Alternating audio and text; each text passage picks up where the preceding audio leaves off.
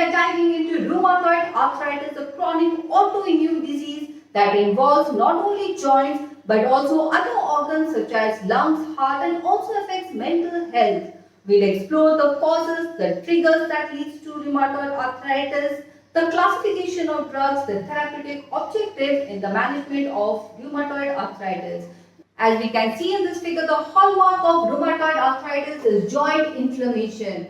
Hyperplasia of the synovial membrane can cause progressive damage to the cartilage, bone erosion leading to disability. There can be generalized osteoporosis because of chronic inflammation, immobility and steroid use. Other than joints, other systems and organs can be affected because rheumatoid arthritis is a systemic autoimmune disorder. So the organs such as heart and lungs are commonly affected. Long-term rheumatoid arthritis increases the risk of cardiovascular disease. So chronic inflammation enhances atherosclerosis, promoting formation of plaque and rupture of plaque leading to ischemic heart disease and stroke. It can also cause pericarditis, myocarditis. Heart failure can result because of chronic inflammation and ischemic heart disease. Rheumatoid arthritis can also cause involvement of the lungs. So pulmonary involvement is common in rheumatoid arthritis, and the most common manifestation is interstitial lung disease because of fibrosis, because of the proliferation of the fibroblasts leading to interstitial lung disease. And this can also result in pulmonary hypertension. It can also affect the pleura. Inflammation of pleura can lead to pleuritis. So this is all about the lung involvement or pulmonary involvement. Musculoskeletal disorders can occur because of the erosion of the bone, generalized osteoporosis, muscle wasting. So skeletal muscular disorders are common, and because of the disability, chronic pain, this can lead to anxiety, depression, and psychological disorders are commonly associated with rheumatoid arthritis.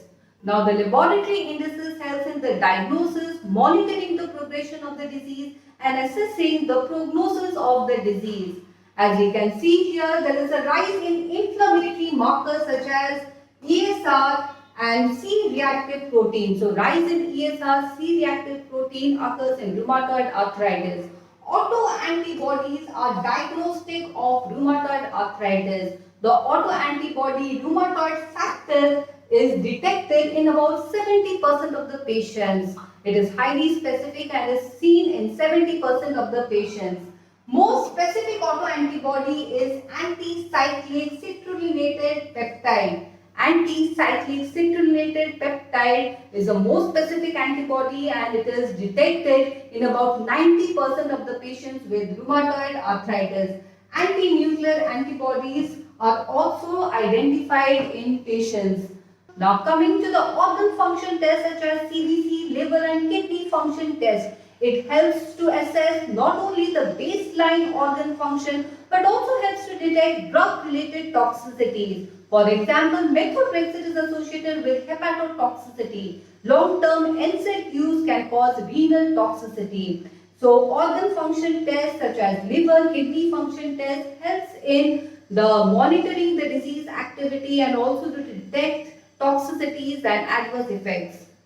Now, if you want to know the cause of rheumatoid arthritis, the cause is uncertain. It is believed to be a multifactorial autoimmune disease resulting from triggers such as a combination of triggers such as genetic, immunological, environmental. So this results in an abnormal immune response. So genetically predisposed individuals when exposed to environmental factors such as cigarette smoking, infection, pollution or hormonal factors such as changes in estrogen, progesterone, because it is more linked to females during menopause, postpartum or pregnancy. Also obesity, poor diet, alteration in gut microbiome can alter the immune response and lead to dysregulated immune response. So the initiating reaction is between an antigen presenting cell and the T cell receptor, leading to T cell activation and autoimmune response is initiated. The immune response is dysregulated.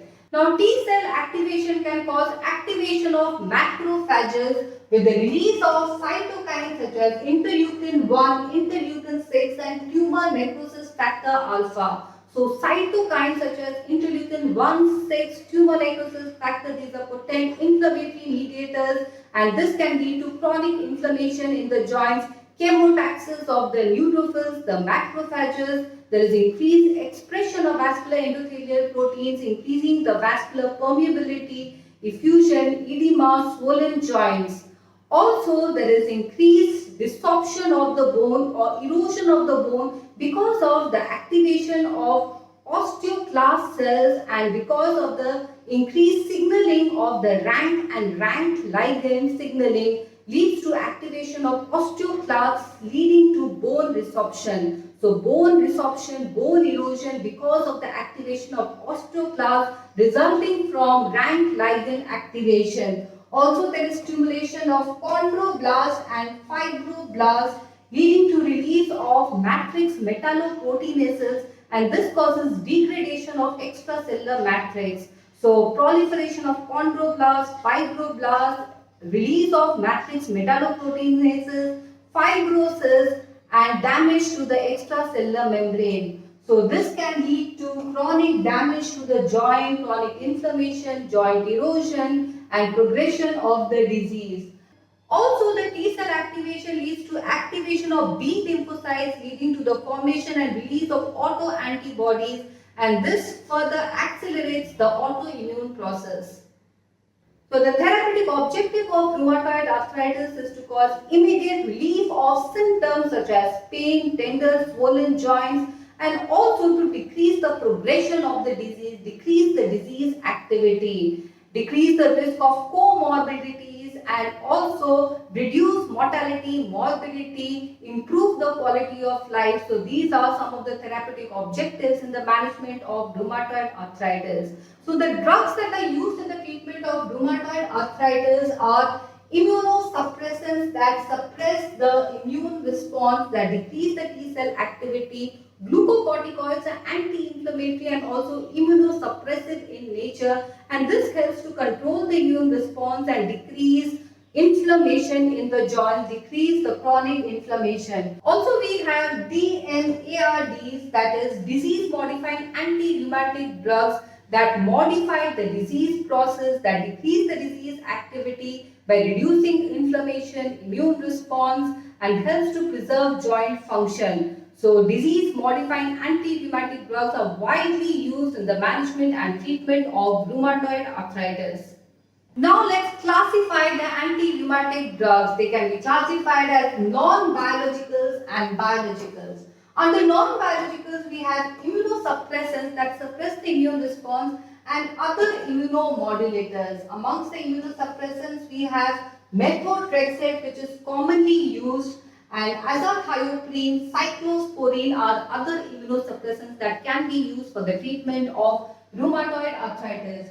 Other immunomodulators include sulfasalazine, which is a sulfonamide derivative, then hydroxychloroquine, which is an anti-malarial drug, and leflunomide and tofacitinib. So these are the other immunomodulators that are non-biological. So they are non-biological and immunomodulators. They alter the immune response and are helpful in the management of rheumatoid arthritis. Now among the biologicals we have the tumor necrosis factor alpha inhibitors. Do remember that tumor necrosis factor alpha is a potent inflammatory mediators and anti-tumor necrosis factor alpha are useful in the management of rheumatoid arthritis and the drugs are infliximab, etanercept and adalimumab. So these are some of the drugs that are anti-tumor necrosis factor alpha inhibitors. So tocilizumab, abatacept and rituximab are biological agents that can be used in the management of rheumatoid arthritis. So tocilizumab, abatacept and rituximab are other biological agents that can be used in the treatment of rheumatoid arthritis. So each of these drugs will be dealt in details, the mechanism of action, adverse effects. So in today's section was an introduction to rheumatoid arthritis. We have covered the causes, the mechanisms, the triggers that are involved in rheumatoid arthritis and the complications of rheumatoid arthritis. So thank you so much for watching. If you like my video, please share and subscribe.